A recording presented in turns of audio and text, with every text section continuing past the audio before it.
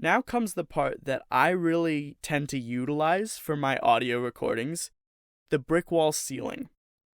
The brick wall ceiling will essentially hard stop your volume wherever you decide you need it stopped.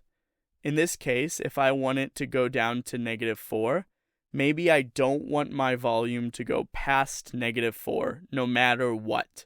I put my brick wall ceiling and testing 1 2, testing 1 2, testing.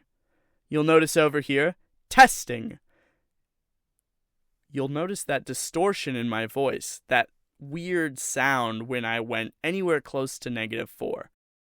That's because our brick wall ceiling is stopping my voice right there. And again, we'll go ahead and bring it down even further, and you'll be able to hear my voice go down with it.